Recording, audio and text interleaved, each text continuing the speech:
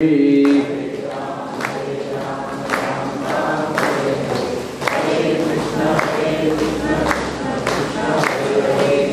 राम राम राम हरे हरे, हरे कृष्ण कृष्ण कृष्ण हरे हरे।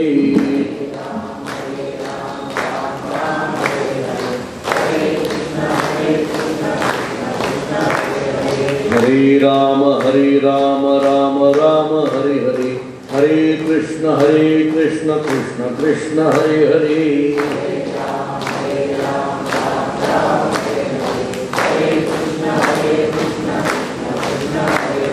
हरे राम राम हरे हरे, हरे कृष्ण कृष्ण कृष्ण हरे हरे।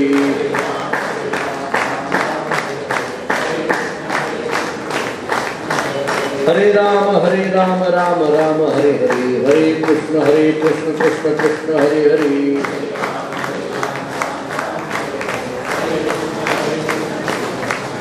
पुंडलीकवरदे हरिविठ्ठल श्री ज्ञानदेव तुकाराम सद्गुरु बोधराज महाराज की जय।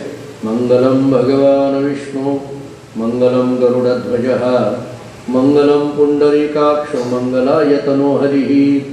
जेने पंढरी सारिकाची अकोला धामणगाव केला, वैकुंठाधिपती श्री विठ्ठल सखा सोयरा जोडीला। जो का भक्त विरक्त भूतळवटी विख्यात हा बोधला, त्या श्री संत सद्गुरु मानकोजी चरणी साष्टांग मी घातला। पुंडलीक वरदे हरिविठ्ठल श्री ज्ञानदेव तुकाराम सद्गुरु बोधराज महाराज की जय। श्री भगवान वाच मय्यावेश्य मनो एमां नित्ययुक्ता उपासते, श्रद्धया पर्योपेतास्ते मे युक्ततमा मताः। पवित्र भूमी मंगळवेढा नगरी, कैलासवासी लक्ष्मीबाई उर्फ निलाई काळुंगे यांच्या पुण्यस्मरणा प्रत्यर्थ धनश्री परिवाराच्या वतीने धनश्री प्रवचनमालेचं आयोजन करण्यात आलेलं आहे। या प्रवचनमालेचं हे 4थं वर्ष आणि यावर्षी गीतेतील भक्तियोग या विषयाचं चिंतन आपल्याला करायचं आहे। परमादरणीय श्रद्धेय प्राध्यापक शिवाजीराव काळुंगे सर, त्याचबरोबर आदरणीय काळुंगे मॅडम आणि मंगळवेढा आणि मंगळवेढा परिसरातील सर्वच भाविक भक्त बंधू भगिनी, गेल्या 2 वर्षामध्ये कोरोना नावाच्या महामारीमुळे आपल्याला ही प्रवचन मला करता आली नाही। यावर्षी मात्र थोडंसं या कोरोनातून मोकळीक मिळाली असं म्हणा, थोडीशी सुटका झाली असं म्हणा, तेव्हा कोरोना आपला मित्र झालाय असं म्हणा। आता त्याची फारशी भीती राहिली नाही। त्याचं कारण लसीकरण फार मोठ्या पद्धतीने झालेलं असल्यामुळे शारीरिक प्रतिकारशक्ती चांगली वाढलेली आहे। मी परवाच वारीमध्ये एक वाक्य असं सांगितलं होतं, शारीरिक प्रतिकारशक्ती वाढण्याकरिता लसीकरण महत्त्वाचं आहे आणि मानसिक प्रतिकारशक्ती वाढण्याकरिता प्रवचन महत्त्वाचं आहे। प्रवचन, भजन, कीर्तन, चिंतन याच्याशिवाय मानसिक प्रतिकारशक्ती वाढणार नाही। आणि म्हणून आता आपल्याला थोडासा मनाचा जीर्णोद्धार करण्याची गरज आहे। गेल्या 2 वर्षामध्ये आपल्या डोळ्यासमोर आपली माणसं जात होती, आपण काही करू शकत नव्हतो। या 2 वर्षामध्ये सर्वच बाबींनी आपण खूप मागे आहोत। मग ते सामाजिक व्यवस्था असेल, जागतिक अर्थकारण असेल, किंवा अध्यात्म असेल, किंवा कौटुंबिक व्यवस्था असेल, या सगळ्या गोष्टींनी खूप मागे आलो आहोत। आणि म्हणून पुन्हा ती घडी बसविण्याकरिता या पुढील काळामध्ये आपल्याला खूप कष्ट घ्यावे लागणार आहे। धनश्री परिवाराच्या वतीने हा कार्यक्रम होतोय। धनश्री पतसंस्था, धनश्री मल्टीस्टेट बँक या माध्यमातून खूप मोठं अर्थकारण या पूर्ण जिल्हा आणि जिल्ह्याच्या बाहेरही आपल्याला आलेलं दिसून येत आहे। पण याबरोबर एक काही सामाजिक बांधिलकी आहे। समाजाचं मन सदृढ व्हावं, समाजाचं मन हे शुद्ध व्हावं, समाजाचं मन हे चांगलं व्हावं, या एका उदात्त हेतूने ही प्रवचनमाला राबवली जाते. मगाशी आदरणीय सर म्हटल्याप्रमाणे थोडंसं हे मंगळवेढा शहरापासून जरी राजपूत मंगल कार्यालय थोडंसं लांब आहे असं जरी वाटत असलं तरी पहिल्या दिवशी सुद्धा आपण एवढ्या मोठ्या संख्येने या ठिकाणी उपस्थित आहात. मी मागेही अनेकदा बोललो की मंगळवेढा ही संतांची भूमी आहे. सर्व संतांच्या प्रतिमा इथं व्यासपीठावर उपस्थित आहे. या सर्व संतांच्या चरणी नतमस्तक होत असताना गीतेतील भक्तियोग, हा भक्तियोग नेमकं काय आहे? भक्तियोग, भक्ती हा शब्द अनेकदा कानावर पडतो. बऱ्याचदा भक्ती हा शब्द काही वेळेला थोड्या वेगळ्या अंगाने वापरला जातो. म्हणजे भक्ती म्हटलं की ती थोडी भोळ्या लोकांची आहे बाबा, भोळ्या भाबड्या लोकांनी करावी असा एक गैरसमज समाजामध्ये पसरलेला आहे. म्हणून थोडा भक्ती या तत्वाचा विचार थोड्या वेगळ्या अंगाने मला या आजपासूनच्या 5 दिवसामध्ये मांडायचा आहे.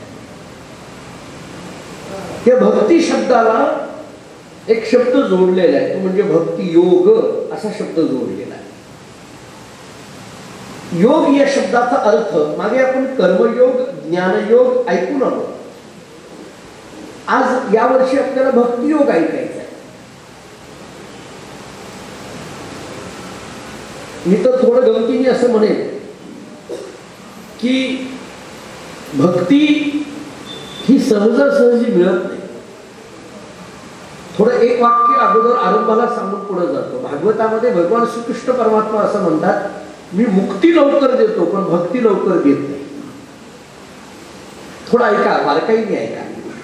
मी मुक्ती लवकर देतो, मुक्ती दिली की विषय संपला, मोक्ष मिळाला, झालं, काही संबंध राहत नाही, जन्म मरणाच्या पलीकडे पोहोचला. पण भगवान म्हणतात मी भक्ती लवकर देत नाही. भक्ती मी देण्याकरिता तपासून घेतो. असं कोणाच्याही पदरामध्ये मी भक्ती टाकत नाही. भक्ती याचा अर्थ भगवान आहे. मी पुढे आपल्याला एक एक मुद्दे बोलेन की ही भक्ती किती श्रेष्ठ आहे. भगवान म्हणतात मी भक्ती लवकर देत नाही, मी त्याच्याकरिता परीक्षा घेतो, त्याच्याशिवाय भक्ती देत नाही. आणि मला असं वाटतं की देवानी सुद्धा 2 वर्षे आपली परीक्षा घेतली, मगच भक्ती आली. भक्तियोग हा 2 वर्षानंतर यायचं कारण सुद्धा देवानी 2 वर्षामध्ये परीक्षा घेतली की 2 वर्ष एवढा त्रास दिल्यानंतर सुद्धा माणसाचं मन कसं राहत आहे, माणूस कसा राहतोय हे बघितलं देवाने अगोदर. आणि मग आज या भक्तीचं चिंतन आपण करायला निघालो. योग हा शब्द युज्यते तथा योगा हा असा योग शब्दाचा अर्थ आहे. युज्यते म्हणजे जोडणं. योग या शब्दाचा अर्थ आहे जोडणं. पुढे योग या शब्दाचा अर्थ जोडणं आहे. कशाशी जोडणं, कोणाला जोडणं, कोणत्या पद्धतीने जोडणं, या सगळ्या शब्दांचा विचार आपल्याला करायचा.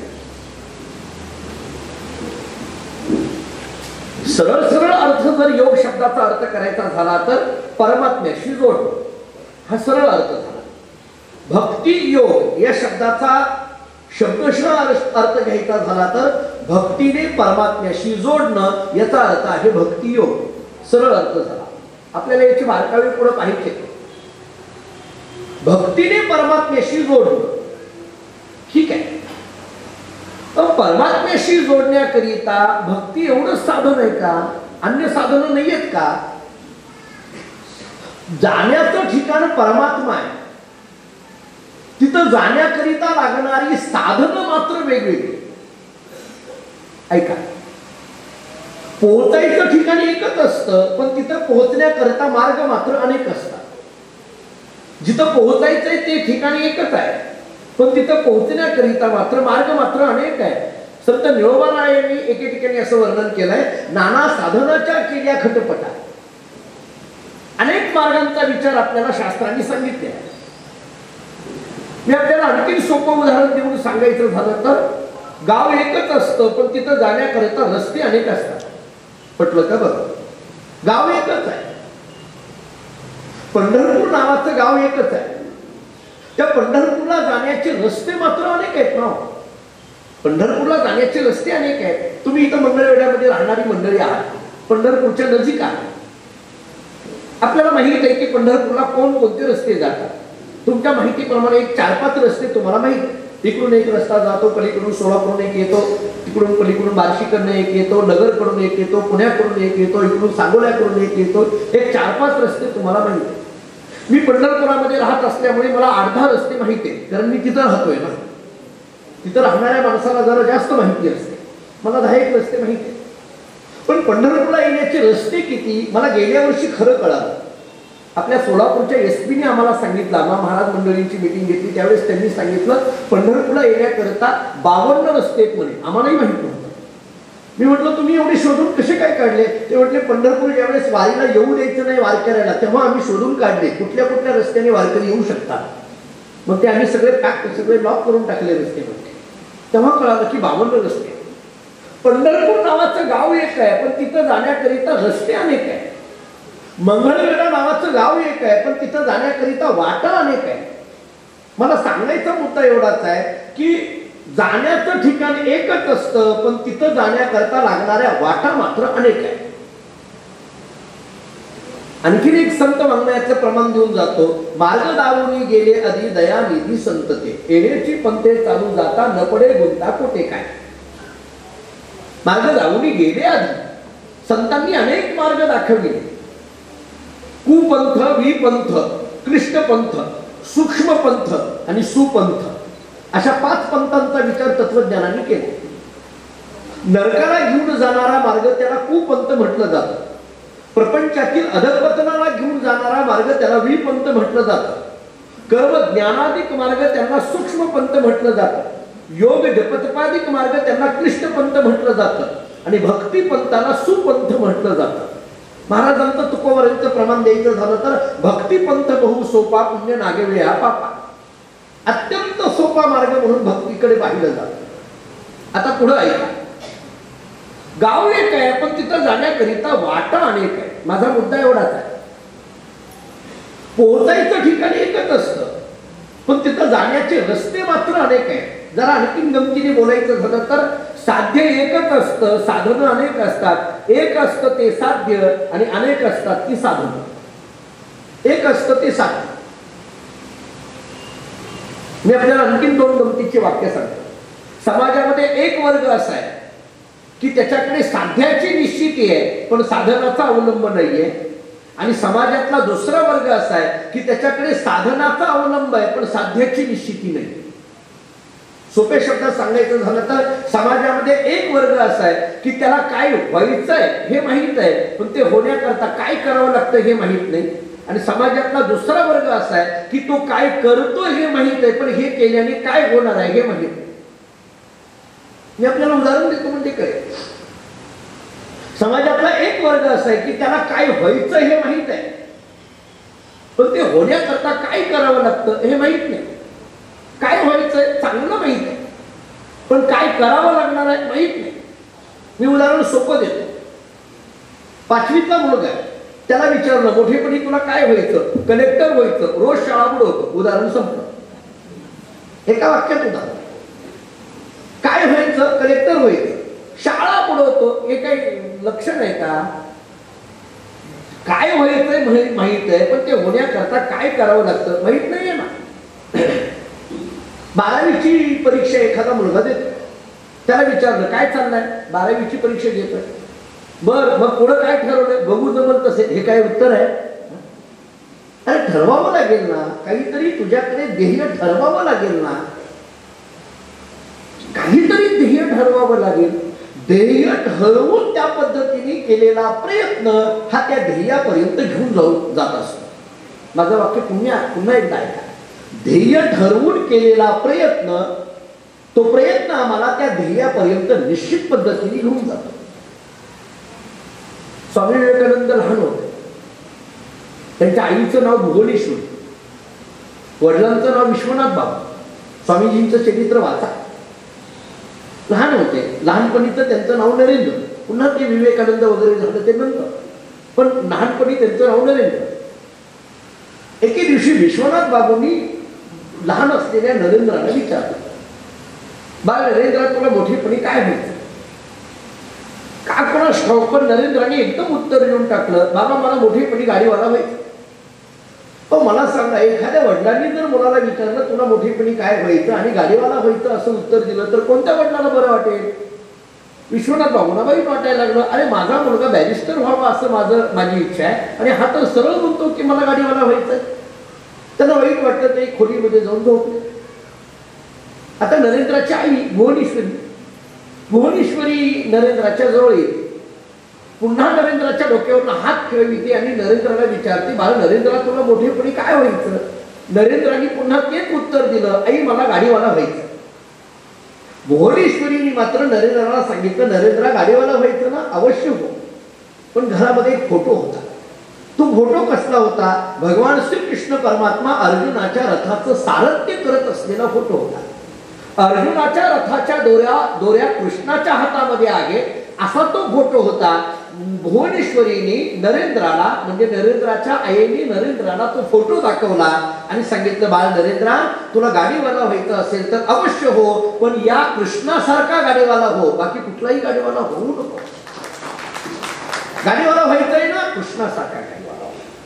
ध्येय आणि त्या ध्येयाप्रमाणे केलेला प्रयत्न निश्चित त्या ध्येयापर्यंत घेऊन जाऊ शकतो. त्यामुळे जाण्याचं ठिकाण एक आहे, परमात्मा. पोहोचायचं ठिकाण एक आहे, परमात्मा. तिथं जाण्याचे रस्ते मात्र अनेक आहेत, वाटा अनेक आहेत, अनेक वाटा आहेत. पण याच्यामध्ये एक गंमत आहे. मी आपल्याला तत्वज्ञानातून उत्तर देतो. पोहोचायचं ठिकाण परमात्मा आहे आणि तिथं वाटा अनेक आहेत. किती वाटा आहेत? मी 4 वाटा सांगतो तुम्हाला, ऐका. एक कर्माची वाट आहे, दुसरी ज्ञानाची वाट आहे, तिसरी योगाची वाट आहे आणि चौथी भक्तीची वाट आहे. मला भक्ती या शब्दाकडे यायचं आहे, त्याच्याकरता हा सगळा विस्तार मी मांडायला हवा. मी एक एक मुद्दा 5 दिवस मला याच्यावर चिंतन करायचं आहे. त्यामुळे अगोदर त्याची भूमिका मी तयार करतो पहिल्या दिवशी. आज परमात्म्यापर्यंत जाण्याकरिता 4 वाटा. एक कर्माची वाट, दुसरी ज्ञानाची वाट, तिसरी योगाची वाट आणि चौथी भक्तीची वाट. पोहोचायचंय कुठं? परमात्म्याजवळ, भगवंताजवळ. काय तुम्ही त्याला भगवान म्हणा, परमात्मा म्हणा, मोक्ष म्हणा, ज्ञान, काय जे तुमच्या दृष्टीने अंतिम साध्य म्हणा, संपलं. त्याच्यावर पुष्कळ चर्चा आहे. पाश्चात्य तत्वज्ञानामध्ये खूप चर्चा आहे. थोडंसं पाश्चात्य तत्वज्ञानाचा इतिहास म्हणून एक पुस्तक आहे, वाचण्यासारखं आहे. ग. न. जोशींचे 3 खंडामध्ये पुस्तक आहे. त्याच्यामध्ये अंतिम साध्य कशाला म्हणायचं याच्यावर चर्चा आहे. मग कोणी म्हणतं परमात्मा हे अंतिम साध्य आहे, कोणी म्हणतं पंचमहाभूत हे अंतिम साध्य आहे, कोणी म्हणतं निसर्ग हे अंतिम साध्य आहे. ज्याच्या त्याच्या दृष्टीने प्रत्येकाने उत्तर दिले. म्हणून मी म्हटलं की तुमच्या दृष्टीने जे अंतिम साध्य आहे ते डोळ्यासमोर घ्या. त्या अंतिम साध्यापर्यंत पोहोचण्याकरिता वाटा अनेक आहे, रस्ते अनेक आहे. त्याच्यातल्या 4 वाटांचा विचार मी आपल्या समोर मांडला.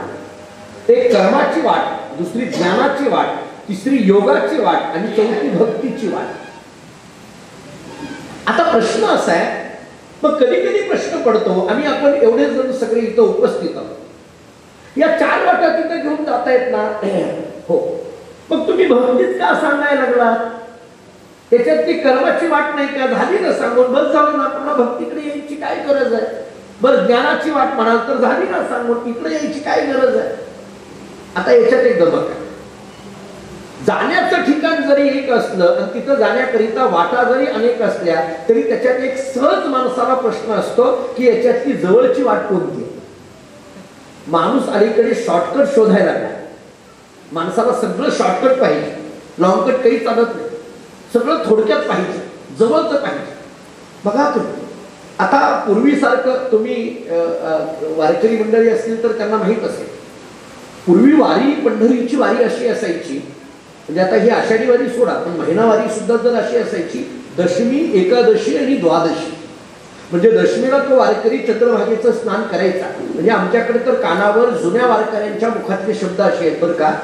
आता जी वारकरी मंडळी त्यांना माहीत असेल, जुने वारकरी आम्हाला असे सांगायचे, दशमीला जर वारकरी पंढरपुरामध्ये नाही दिसला, ऐका वाक्य, दशमीला जर वारकरी पंढरपुरामध्ये नाही दिसला तर तो वारकरी, हा इतकं समजायचे ते, असं असायचं ते.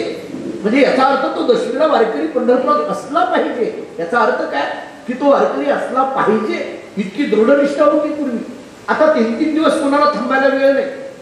आता दशमी, एकादशी, द्वादशी असं 3 दिवस थांबायला वेळ नाही. आता अलीकडे पूर्वी पायाचं दर्शन घेतल्याशिवाय लोक जात नव्हती, पण आता 2-2, 3-3 दिवस दर्शनाला लागायला लागले. फार गोपाळपूर पर्यंत वारी आली, दर्शनाची रांग आली. मग लोकांनी एक मार्ग शोधून काढला. कोणता? मुखदर्शन. आता मुखदर्शन सुद्धा कमीत कमी 2 ते 3 तास लागतात. मुखदर्शनाला गर्दी म्हटल्यानंतर आणखीन एक मार्ग शोधून काढला, नामदेव पायरी दर्शन. आता तिथं सुद्धा तुम्ही महिनावारीला आल्यानंतर लक्षात येईल अर्धा-पाऊण तास लागतो. म्हणून आणखीन एक मार्ग शोधून काढला, चौपाळ्यात उभा राहायचं, कळस दर्शन. आता भविष्यामध्ये स्टँड दर्शन निघतं का काय कोण असतं, स्टँडला पाया पडायचं, निघाले वारीला. शॉर्टकट. माणसाला आता लॉंगकट काही नको आहे, थोडक्यात पाहिजे. 4 वाटा आम्हाला देवापर्यंत घेऊन जाणार आहे. कर्माची वाट घेऊन जाणारी आहे, ज्ञानाची वाट घेऊन जाणारी आहे, योगाची वाट घेऊन जाणारी आहे, भक्तीची वाट घेऊन जाणारी आहे, मान्य आहे. मग या 4 वाटांमध्ये जवळची वाट कोणती आहे हा प्रश्न पडतो. बऱ्याच वेळेला आम्ही कीर्तनाला जातो, कधी कधी आम्ही अनोळखी गावाला कीर्तनाला जातो. म्हणजे आम्ही कधी पूर्वी त्या गावाला कीर्तनाला गेलो नाही असेही तिकडे कधी कधी आम्हाला आमंत्रण केलं जातं. आता पूर्वीच्या आमंत्रण देण्याच्या पद्धतीने आता फरक पडला. पूर्वी काय करायचे लोक, प्रत्यक्ष येऊन आमंत्रण द्यायचे. त्यामुळे काय व्हायचं की त्या लोकांना आम्ही कळायचो आणि आम्हाला ते लोक कळायचे. आता हे फोनवर आमंत्रण दिल्यामुळे त्या गावातल्या लोकांना महाराज जाईपर्यंत माहीत नसतं हेच महाराज आहेत का. अलीकडे फोनवरच्या काळामध्ये फार कठीण झालं. तरी मी म्हणतो फोनवर तरी अलीकडे बरं आहे. मला तरी परवा एकाने मेसेज केला, मला व्हॉट्सअपला मेसेज केला आणि सांगितलं अमुक अमुक 22 तारीख तुमच्याकडे शिल्लक असेल तर उद्या सकाळी मला फोन करून कळविले. मीच त्यांना कळवायचं. किती दुर्दैव आहे. फोन बरं कशी गंमत अशी असते महाराज की फोनवर तारीख ज्यांनी घेतली ते एका ठिकाणी मी कीर्तनाला गेलो. मला काही फार परिचय नव्हता. मी गाडीतून उतरलो, 10-12 लोक माझ्याकडे पाहत होते, पण कोणी या म्हणेना, बसा म्हणेना, काहीच नाही. मला कळेना आपलं कीर्तन याच गावाला आहे का दुसऱ्या गावाला आहे. कोणी या म्हणेना, काहीच म्हणेना. चुकलंय काय कळेना. मी त्यांना कळालो नाही का माझं गाव चुकलंय, मलाच कळेना काही. काय करावं कळेना. मी आपलं उगीच बघत बसलो. तेवढ्यात 2 माणसांमधले संवाद मी ऐकले. एक माणूस दुसऱ्या माणसाला म्हणत होता, हे बघ हे बहुतेक आजचे कीर्तनकार आहे, जी कमिटीची मंडळी आहे ती इथं नाही आहे, कुठेतरी बाहेर गेली आहे, तुझं घर जवळ आहे, त्या महाराजांना तुझ्या घरी घेऊन जाऊ. त्या दुसऱ्या माणसाने काय उत्तर द्या. तो म्हटलं हे बघ ज्यांनी फोन केला ते बघून घेईल की आपण कशाला डोक्याला ताण घ्यायचा. त्या माणसाचं असं असतं की ज्यानं फोन केला ते बघून घेईल, आपल्याला काय घेणं देणं नाही. आम्ही नवीन गावाला कीर्तनाला गेलो. मी एका चौकामध्ये माझी गाडी अडकली, म्हणजे मला रस्ते कळेना. मी ते लोक फोन करत होते मला, कुठपर्यंत आलात महाराज, कुठपर्यंत आलात. माझा अनुभव सांगू का, मी अगदी मनमोकळेपणाने तुम्हाला बोलेन. माझा अनुभव असा आहे की कीर्तनाला येईपर्यंत लोक फार फोन करतात, प्रवचनाला येईपर्यंत लोक फार फोन करतात, कीर्तनाला आम्ही जाईपर्यंत एवढे फोन करतात. कीर्तन करून गेल्यानंतर महाराज गेले का गेले हे बघायलाही कोणी फोन करत नाही, नंतर कोणी फोन करत नाही. पण अगोदर मात्र आम्हाला पुष्कळ फोन करतात. मग मी एका चौकामध्ये आलो. मी त्यांना म्हटलं अहो तुमच्या या एका चौकामध्ये आलेलो आहे, 4 रस्ते फुटलेले आहेत इथं, तुमच्या गावाला मला यायचंय पण कळत नाहीये, या रस्त्याने उजवीकडल्या येऊ डावीकडल्या येऊ कुठून येऊ कळेना. त्या पलीकडल्या माणसाने काय उत्तर दिलं. तो म्हटलं महाराज या कोणत्याही रस्त्याने येतंय माझ्या गावामध्ये.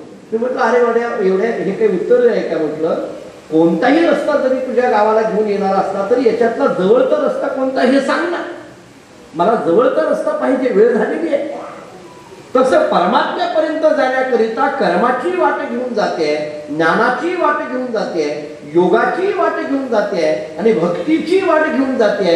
हे जरी खरं असलं तरी याच्यातली जवळची वाट कोणती आहे हे कळायला पाहिजे ना. मी तुम्हाला तुकाराम महाराजांचा एक अभंग सांगतो. घरी गेल्यानंतर गाथा उघडायचा आणि हा अभंग आवर्जून वाचायचा. फार गोड अभंग आहे. तुकाराम महाराज एके ठिकाणी एका अभंगामध्ये असं सांगतात, स्वल्प वाटे चला जाऊ वाचे गाऊ विठ्ठल, तुम्ही आम्ही खेळी मिळी गदा रोळी आनंदे, ध्वजाकुंचे गरुड टके शृंगारनिके करुणिया, तुका म्हणे हेची नीट जवळी वाट वैकुंठा. मला जवळी हा शब्द सांगायचा होता, एवढ्या करता हे प्रमाण मी दिलं. जवळी वाट वैकुंठा. तुकाराम महाराज सांगतात जवळी हा शब्द वापरला. एकदम जवळची वाट कोणती आहे? वाचे गाऊ विठ्ठल, ही जवळची वाट आहे. याचा अर्थ भक्ती नावाची वाट ही परमात्म्यापर्यंत घेऊन जाण्याकरिता जवळची वाट आहे. कर्मही तिथं घेऊन जात आहे, ज्ञानही तिथं घेऊन जातोय, योगही तिथं घेऊन जात आहे, भक्तीही तिथं घेऊन जाते. पण या चारही वाटांमध्ये भक्ती नावाची वाट मात्र जवळची वाट आहे. कर्म, ज्ञान, योग आणि भक्ती. आता पुढची गंमत आहे काय? मान्य जवळची वाट कोणती हे कळालं, फक्त जवळची करून जमत नाही. बऱ्याचदा आपण असं असतो, रस्ता विचारत असताना आपण म्हणतो तुमच्या गावाला यायचं आहे, कोणता जवळचा रस्ता आहे? हे बघा हे जवळचा रस्ता आहे. लगेच आपण दुसरा प्रश्न विचारतो, पण चांगला आहे ना? पुढचा प्रश्न काय विचारतो आपण? चांगला आहे ना? याचा अर्थ काय? आपल्याला जवळचा तर पाहिजे असतो, पण तो कसा पाहिजे? चांगला पाहिजे असतो. पण माणसाचा स्वभाव बघा बरं, जवळचा पाहिजे आणि काय? चांगला पाहिजे. चांगला आहे ना तो रस्ता, चांगला आहे ना, पण त्याच्याही पुढे आपण म्हणतो हे बघा बरं, गंमत अशी आहे, जे रस्ते जवळचे आहेत ते चांगले नसतात आणि जे चांगले असतात ते जवळचे नसतात. आज महाराष्ट्रातील रस्त्याची जर परिस्थिती बघितली तर याच्यापेक्षा वेगळं काय आहे? जे जवळचे आहेत ते चांगले नसतात आणि चांगले असतात ते जवळचे नसतात. मग आपण कधी कधी असं म्हणतो हे बघा लांब पडलं तरी हरकत नाही पण चांगला पाहिजे. मग पुढलं वाक्य आपलं असं. पण याच्यात आपल्याला आपली आवड जर विचारली तर आपली आवड अशी असते, एकतर जवळचं पाहिजे आणि दुसरी गोष्ट चांगलं पाहिजे. जवळचं पाहिजे आणि चांगलं पाहिजे.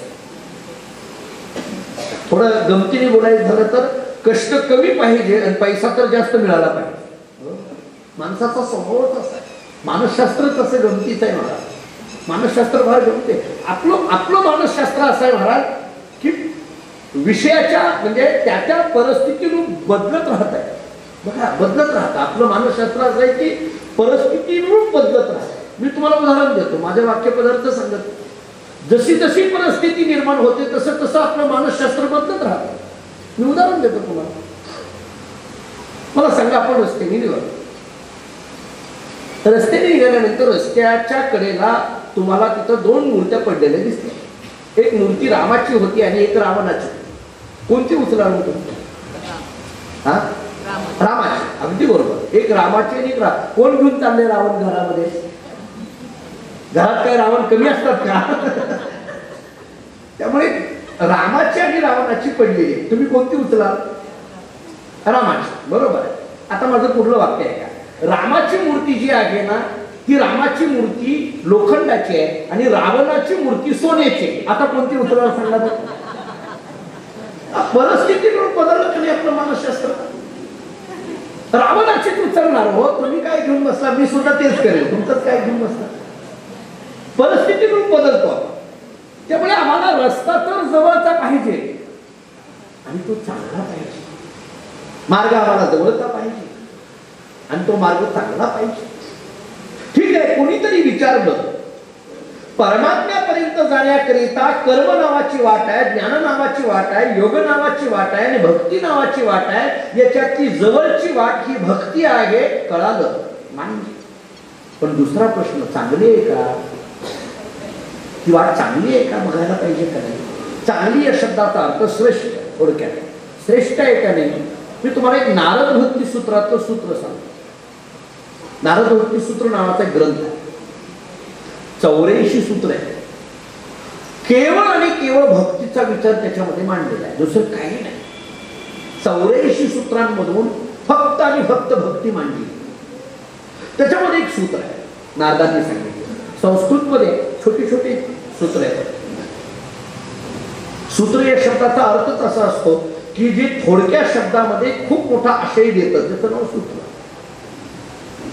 सूत्र म्हटलं की थोडके शब्द असतात, ते थोडके शब्द असतात पण आशय मात्र खूप मोठा असतो त्याच्यामध्ये. नारदानी भक्तिसूत्रामध्ये एक सूत्र असं सांगितलंय, सातू कर्म ज्ञान योग अपि अधिकतरा भक्ती.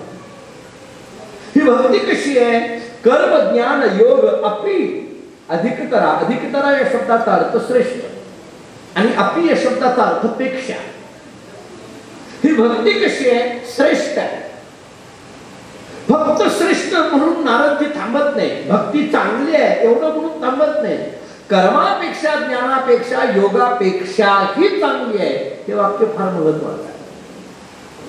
फक्त चांगली म्हणणं आणि या सगळ्यांपेक्षा चांगली म्हणणं याच्यातही फरक आहे. हेही एक मानसशास्त्राचाच भाग आहे. चांगली म्हटलेलं फक्त पटत नाही. जरा सोपं उदाहरण द्यायचं झालं तर आम्हा महाराज मंडळींना बऱ्याचदा प्रसंग येतो. आम्हाला जर एखाद्याने म्हटलं का नाही तुमचं कीर्तन चांगलं झालं, आम्ही तेवढ्यावर समाधानी नसतो, पण तो पुढचं वाक्य बोलतो, महाराज सगळ्या कीर्तनकारांपेक्षा चांगलं झालं, हा मग बरं वाटतं आम्हाला. बघा मानसशास्त्रच असं आहे. हे नारदांनाही माहीत होतं, म्हणून नारदांनी सांगितलं भक्ती चांगली आहे असं नाही, कर्मापेक्षा ज्ञानापेक्षा योगापेक्षा चांगली आहे. तुलनात्मक फरक माणसाला लवकर भावतो. तौलनिक अभ्यास माणसाला लवकर भावतो. ज्यावेळेस आपण एका पारड्यामध्ये एक आणि एका पारड्यामध्ये ठेवतो तेव्हा तो फरक माणसाला लवकर भावतो. याच्यापेक्षा हा शब्द फार महत्वाचा राहतो. पेक्षा हा शब्द फार भावतो लोकांना. एकाने मला असाच फोन केला, तो म्हटला महाराज तुमचं कीर्तन चांगलं झालं. म्हटलं ठीक आहे. तो म्हटला नाही या 7ही दिवसामध्ये सर्व कीर्तनकारांपेक्षा तुमचं कीर्तन चांगलं झालं. मला फार आनंद वाटला. मी त्या गावातल्या अध्यक्षांना फोन केला. मी म्हटलं तुमच्या त्या गावातल्या त्या माणसाचा फोन आलता, माझं कीर्तन चांगलं झालं. तो म्हटलं नाही सगळ्यांपेक्षा चांगलं झालं. तो म्हटला महाराज त्या माणसाचं फार मनावर घेऊ नका, तो सगळ्यालाच असं म्हणतोय, तुम्हालाच म्हणतोय अशाचा भाग नाही. काही काही लोक असे गमतीचे असतात. भक्ती चांगली आहे पण नारदजी सांगतात कर्मापेक्षा ज्ञानापेक्षा योगापेक्षा चांगली आहे. आता आपल्याला 3 मुद्दे ऐकायचे. कर्मापेक्षा भक्ती चांगली 1, ज्ञानापेक्षा भक्ती चांगली 2 आणि योगापेक्षा भक्ती चांगली 3. असे 3 मुद्दे ऐकले की आपल्याला भक्ती काय आहे त्याचं स्वरूप कळेल. आज मला फक्त भक्तीचं स्वरूप सांगायचं. मी पहिला मुद्दा मांडला, भक्ती नावाची वाट जवळची आहे. आता मी दुसरा मुद्दा मांडतोय, भक्ती नावाची वाट चांगली आहे. हा मुद्दा मांडतोय. किती चांगली आहे? कर्मापेक्षा चांगली आहे. किती चांगली आहे? ज्ञानापेक्षा चांगली आहे. किती चांगली आहे? योगापेक्षा चांगली आहे. मग आता हा जर फरक तुम्हाला करायचा असेल, कर्मापेक्षा भक्ती चांगली आहे असं जर तुम्हाला सांगायचं असेल तर फक्त असं म्हणून जमणार नाही. तुम्हाला कर्म आणि भक्ती याची तुलना करावी लागेल ना. का मी बोललो तुम्ही ऐकलं निघालो असं नाही होणार. कर्मापेक्षा भक्ती चांगली आहे म्हटलं तर कर्म काय हे कळालं पाहिजे. मग याच्यात काय उणीव आहे ही दाखवावी लागेल आणि ती उणीव याच्यात कशी नाही हे दाखवलं की मग आम्हाला भक्ती कशी चांगली आहे हे कळेल. मी पहिला मुद्दा घेतो, कर्मापेक्षा भक्ती चांगली आहे. मुळात कर्म काय आहे आपण ऐकून आलोय, कर्मयोग आपण ऐकून आलोय आणि तो सगळा तुमच्या चांगला लक्षात आहे याची मला शाश्वती आहे. असं म्हटल्याशिवाय मला 5 दिवस टिकता येणार नाही. कर्मापेक्षा भक्ती चांगली आहे. कर्म काय आहे? मुळात कर्म या शब्दाचा अर्थ काय? मी सगळं कर्मशास्त्र सांगण्यात फक्त वेळ घ्यायची नाहीये. तुम्ही गीतेचा 3रा अध्याय वाचून घ्या, तुम्हाला कळून जाईल की कर्म काय आहे. मी आपल्याला एका वाक्यात त्याच्यातली भूमिका मांडतो आणि मला मूळ मुद्द्याकडे येतो लगेच. कर्मामध्ये काय आहे? कर्माचा विचार सांगताना 2 पद्धतीने सांगितला. प्रत्येकाला कर्म करावं लागेल 1 आणि केलेलं कर्म भोगावंच लागेल 2 अशा भूमिका मांडल्या. प्रत्येकाला कर्म करावं लागेल 1 आणि केलेलं भोगावंच लागेल 2. हा च शब्द खूप महत्वाचा आहे. तुम्ही एकनाथ महाराजांचा हरिपाठ वाचा, त्याच्यात एक प्रमाण आहे, केले कर्म झाले तेची भोगा आले, उपजले मेले ऐसे किती. काही काही गोष्टी अशा असतात की त्या ठरलेल्या असतात, त्याच्यात काही बदल नाही, ठरलेले असतात आणि ते त्या पद्धतीने होतच असतं. कोणत्याही गोष्टीला कधी कधी तो योग यावा लागतो, तो काळ यावा लागतो.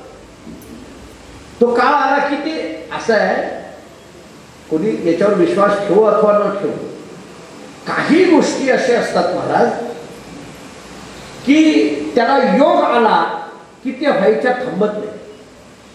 कोणी कितीही प्रयत्न केला अडवायचा तरी ते थांबत नाही, ते होणार म्हणजे होणार. फक्त त्याला त्या पद्धतीचा योग की तो काळ अनुरूप व्हावा लागतो, तो काळ सुद्धा अनुरूप व्हावा लागतो. आपल्याला काय आहे, आपल्याला जे स्मरण सांगितलं जातं, कालदेवतेचं स्मरण सांगितलं जातं, कुलदेवतेचं स्मरण सांगितलं जातं, आराध्य देवतेचं स्मरण सांगितलं जातं. हे कशाकरिता सांगितलं जातं, त्या देवता त्या अनुषंगाने अनुरूप झाल्या की त्या वेळेला ते कार्य होऊन जात असतं. आपला प्रयत्न आणि मग त्याला असणारा योग या दोन्हीची सांगड घालून पुढचा प्रवास चालायचा आहे ना. प्रारब्ध आणि प्रयत्न याची सांगड घालावीच लागते. फक्त प्रयत्नही महत्वाचा नसतो आणि फक्त प्रारब्धही महत्वाचा नसतो. म्हणून तर गीतेने दैवी प्रयत्नवाद शिकवला ना. गीता आम्हाला शिकवते ते दैवी प्रयत्नवाद शिकविते. पुष्कळ चर्चा याच्यावर तुम्ही वेळ घेत नाही, परंतु जाता जाता एका पुस्तकाचं नाव सांगून जातो. वाचलंही असेल तुम्ही, यश तुमच्या हातात, शिवखेरांचं पुस्तक, यू कॅन विन असं नावाचं पुस्तक आहे. आपण वाचलंही असेल किंवा नसेल वाचलं तर आवर्जून वाचलं. एक मुद्दे त्यांनी खूप चांगले मांडले त्याच्यामध्ये. माझा मुद्दा असा आहे की कर्म प्रत्येकाला करावं लागणार आहे. कर्माशिवाय मनुष्य राहणं शक्य नाही. कर्माचा कंटाळा माणसाने करून जमतच नाही. मी आपल्याला उदाहरण देतो. ज्ञानेश्वर महाराजांनी, तुकाराम महाराजांनी दिलेली उदाहरणं देतो. मडकं आहे, मडकं. त्या मडक्यामध्ये मडकं म्हटलं की माती आली. मला सांगा, या मडक्याने मातीचा कंटाळा करून जमेल का? मडक्याने ठरवलं मातीच नको, शक्य आहे का? मडकं म्हटलं की माती आलीच. मडक्याने मातीचा कंटाळा करून जमत नाही, कपड्याने तंतूचा कंटाळा करून जमत नाही, पाण्याने ओलेपणाचा कंटाळा करून जमत नाही, अग्नीने उष्णतेचा कंटाळा करून जमत नाही, माणसाने कर्माचा कंटाळा करून जमत नाही.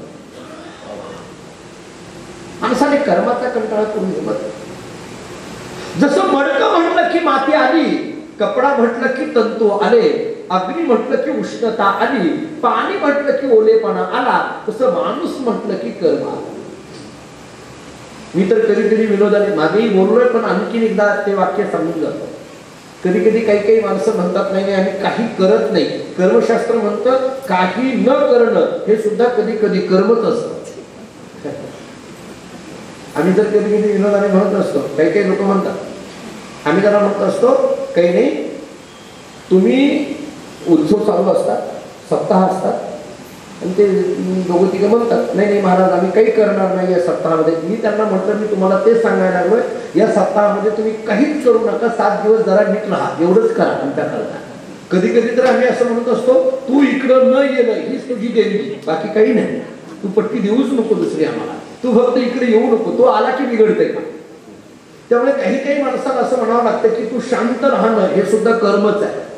मला सांगा, कधी कधी शांत राहणं हे सुद्धा कर्मच आहे की नाही? प्रवचनामध्ये गप्प बसणं हे सुद्धा कर्मच आहे ना. मला सांगा, तुम्ही गप्प बसलं तर माझं हे कर्म चालू राहील. माझं कर्म प्रवचनात बोलणं आणि तुमचं कर्म प्रवचनात गप्प बसणं हेच आहे ना. तिथं तुमच्या तोंडाने गप्प बसणं, कानाने ऐकणं हे कर्म आहे ना. प्रत्येकाच्या कर्माच्या व्याख्या भिन्न भिन्न आहेत ना. तुम्ही बोलायला लागला तर मी बोलायला लागलो, कसं प्रवचन व्हायचं? जमणार. ज्या त्या ठिकाणी ज्या त्या इंद्रियाकडून ते कर्म त्या ठिकाणी अभिप्रेत आहे. नवे ते इंद्रिय त्या कर्मामध्ये प्रवृत्तच असतात. आता या कर्मामध्ये अडचण सांगतो, वेळ घेत नाही. काय आहे, कर्म करत असताना ज्ञानेश्वरी ती एक ओवी देऊन पुढे जातो. तैसा कर्तृत्वाचा मधू आणि कर्मफलाचा आस्वादू, या दोघीचे नाम बंधू कर्माचा की.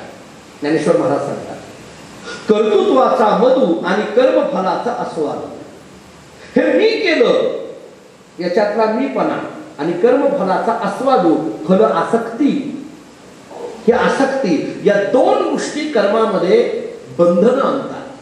मुळात हे कर्म आम्हाला नैष्कर्म्य स्थितीपर्यंत घेऊन जाणार आहे. हे कर्म आम्हाला त्या परमतत्वापर्यंत घेऊन जाणार आहे. नाही असं नाही.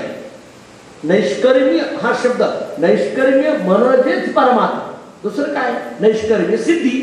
दुसरं काय? त्यालाच मोक्ष म्हणतात. त्यालाच भगवान म्हणतात, त्यालाच अंतिम सत्य म्हणतात. पण तिथपर्यंत जात असताना या कर्मामध्ये अडचण कोणती येते? कर्तृत्वाचा मद आणि कर्मफलाचा आस्वाद.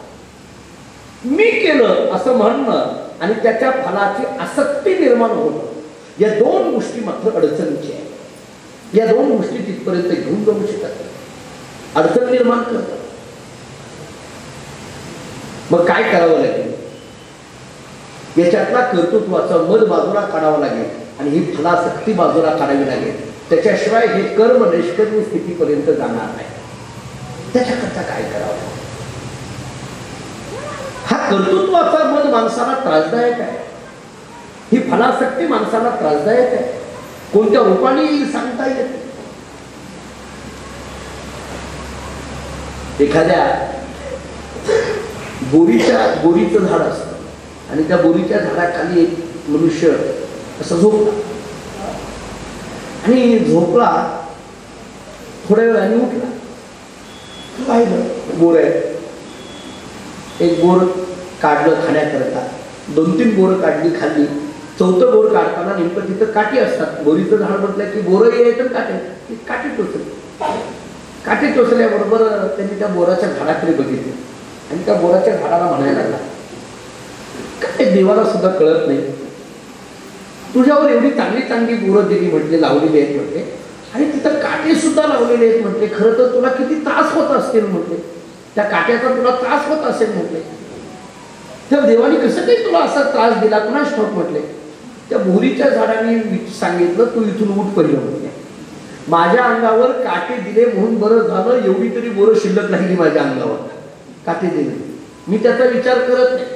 माझा विचार करणं, माझं काम काय आहे? मी फळ निर्माण करणं. माझं काम फक्त फळ निर्माण करणं आहे. मी बाकीचे फळ कोण तोडतंय, कोण घेतंय याचा विचार करत नाही. माझं काम आहे फळ निर्माण करणं. ते मी निर्माण करतो, याच्यातला मीपणा माझ्या ठिकाणी नाही. ती बोरीचं झाड का माणसाला सांगतं. जोपर्यंत तिथला कर्तृत्वाचा मद संपत नाही तोपर्यंत ते कर्म निष्कर्मी स्थितीपर्यंत घेऊन जात. मग काय करावं लागेल? या कर्मातला कर्तृत्व आणि फलासक्तीचा मद घालवायचा असेल तर या कर्माला भक्तीची जोड द्यावी लागेल. एकदा कर्माला भक्तीची जोड दिली, ती भक्ती काय करते? कर्मातली आसक्ती घालवून टाकते. आम्हाला जी फलाची आसक्ती निर्माण होते ती घालवते आणि कर्तृत्वाचा जो मद निर्माण होतो ते घालवते. याचा अर्थ कर्मामध्ये निर्माण होणारी आसक्ती घालवायची असेल तर त्याला भक्तीची जोड द्यावी लागते. म्हणजे भक्ती कर्मातली आसक्ती घालविते. यावरून एवढं लक्षात येतं, कर्मापेक्षा भक्ती श्रेष्ठ.